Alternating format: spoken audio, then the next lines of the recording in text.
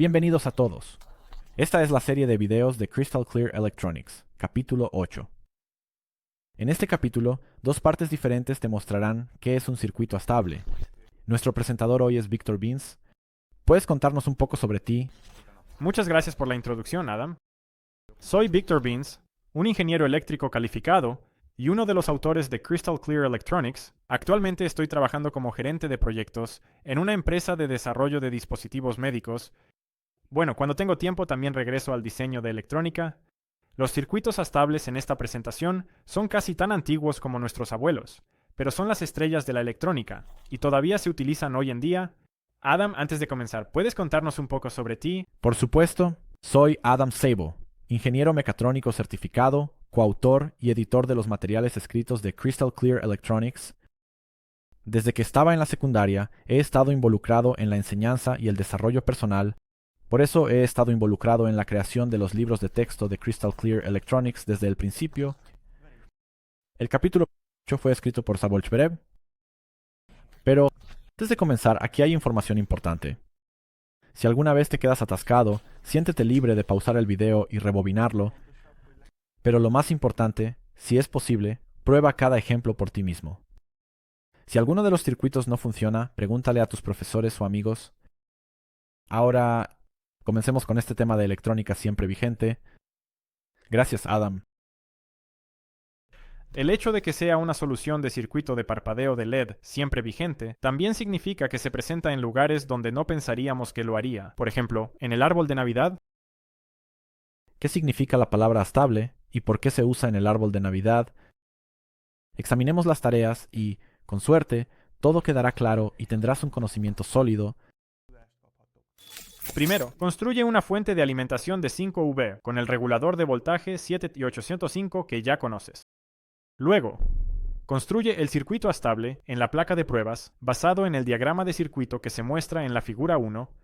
Conecta el voltaje de 5V al circuito usando la fuente de alimentación que construiste.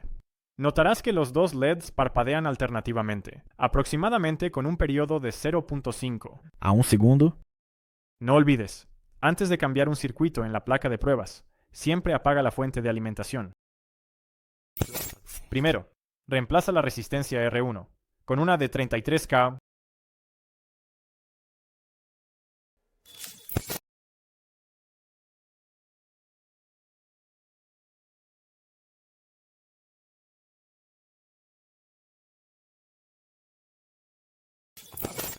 Después de que se vuelva a encender la energía, los LEDs parpadean de manera asimétrica.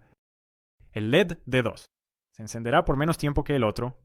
Lo mismo sucede con el LED D1, cuando reemplazas R2, mientras que R1 es de 100 kilo-ohmios.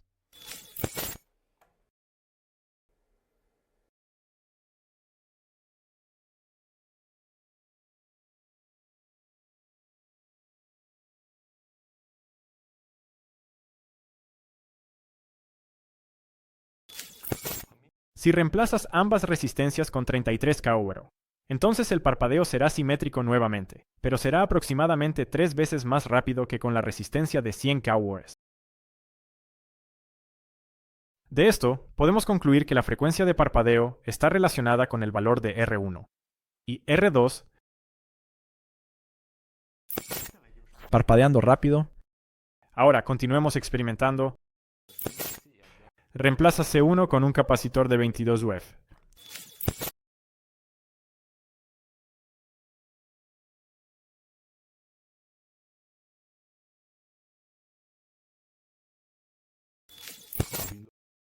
El parpadeo es asimétrico nuevamente, ahora el LED D2 se enciende por más tiempo. Puedes experimentar lo mismo con el LED D1. Cuando reemplazas C2 con un capacitor de 22 UF,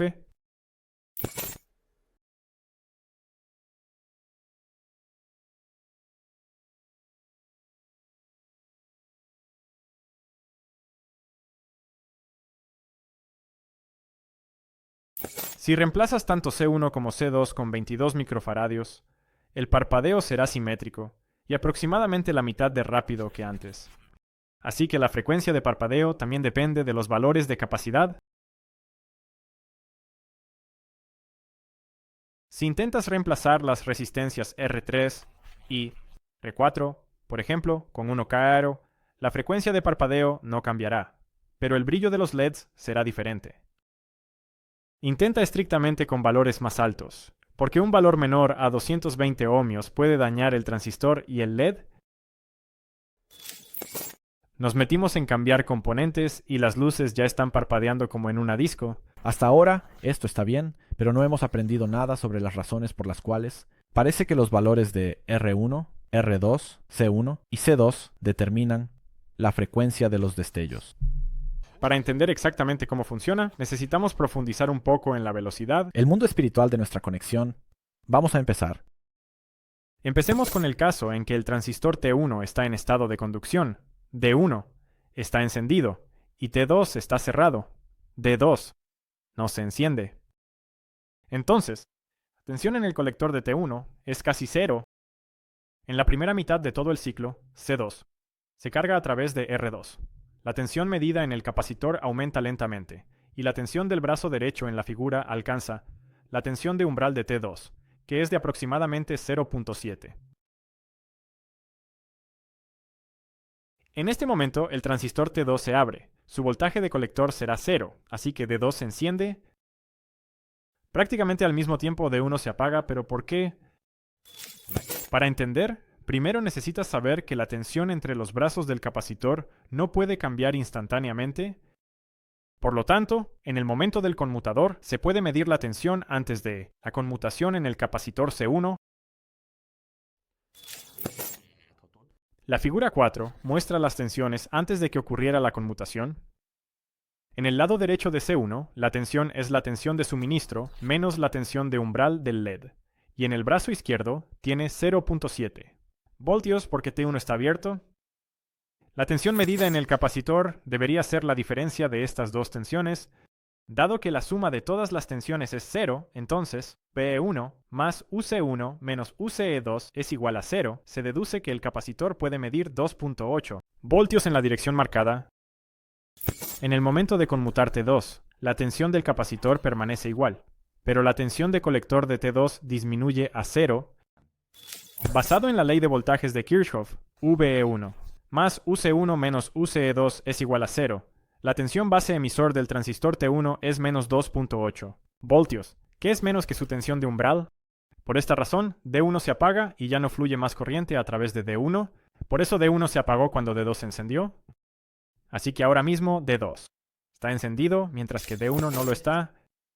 En la segunda mitad de todo el ciclo, R1 cargará C1, lo que significa que la tensión de base emisor de T1 aumentará hasta 0.7 voltios. En este punto, el transistor T1 conduce T1 encendido. El capacitor C2 retiene su tensión previa al cambio, lo que resulta en que la tensión base emisor de T2 será menos 2.8 V. Esto apagará T2 y D2 se apagará. A partir de ahí, el proceso se repite. El principio de funcionamiento también se puede verificar mediante mediciones. Reemplaza R1 y R2 con resistencias de 1 mO, C1, y C2 por capacitores de 22 UF. Y luego enciende la tensión en el circuito.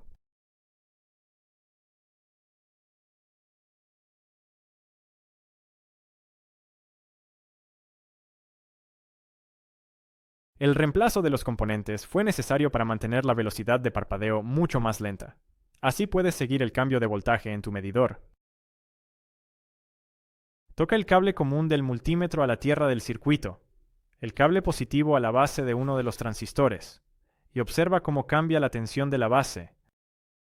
Cuando el LED en el circuito de colector del transistor se apaga, la tensión será negativa sobre la diferencia entre la tensión de alimentación y la tensión de apertura del LED, y luego crece lentamente hasta aproximadamente 0.7 voltios. Entonces el LED se encenderá. Esto cumple exactamente con el principio de funcionamiento del circuito. Durante la medición, el periodo de parpadeo puede cambiar.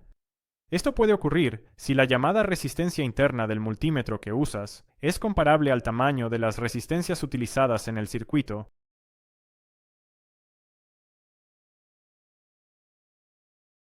No tienes que preocuparte por este fenómeno por el momento, así que puedes prestar atención al cambio de voltaje. Se puede ver que el tiempo de encendido y el tiempo de apagado para T1 y T2 están determinados por el tiempo necesario para cargar los capacitores C1 y C2, que en este caso están definidos por los valores de los componentes R1, C1 y R2, C2. Se puede deducir que el tiempo de carga requerido es el valor de la resistencia, multiplicado por el valor del capacitor, multiplicado por una constante, que en nuestro caso resulta en 0.69 segundos. También viste que los LEDs parpadeaban a un intervalo ligeramente menor que un segundo. También está claro en la fórmula que si reduces el valor de la resistencia, el tiempo en que el transistor está encendido se reducirá. Este es el tiempo en que el LED está encendido, lo cual corresponde a tu experiencia. También se puede leer que si aumentas el valor de la capacidad del capacitor, este tiempo aumentará, es decir, el parpadeo se ralentizará. También podrías experimentar esto cuando reemplacemos los capacitores. Durante el experimento, antes de entender el funcionamiento, ya has descubierto cómo cambiar el tiempo de parpadeo. Al entender el funcionamiento, puedes predecir exactamente cuánto tiempo de parpadeo se espera. El significado de la palabra estabilidad se refiere a permanencia, constancia y la A. Es un privativo, es decir, el significado de la palabra astable. Es no permanente, variable. En este circuito, el estado de los transistores no era constante, estaban encendiéndose y apagándose. El voltaje medible en los colectores era 0V o cercano al voltaje de alimentación. El voltaje, que está cambiando entre estos dos valores, se llama onda cuadrada. Ahora hemos visto cómo implementar un circuito estable con transistores. Hemos hecho muchos experimentos interesantes y respondido a muchas preguntas emocionantes, pero tengo una más. ¿Qué tienes en mente que hace que comience el parpadeo? Dado que los componentes del circuito, es decir, las resistencias, los capacitores y los transistores no son perfectamente uniformes, una vez que nuestro circuito recibe la alimentación, un transistor se encenderá antes que el otro, comenzando esta oscilación, es decir, parpadeando. Gracias, Adam, por la explicación. De nada, este será el final del video. Gracias por vernos, esperamos encontrarte en el próximo episodio. Adiós. Adiós.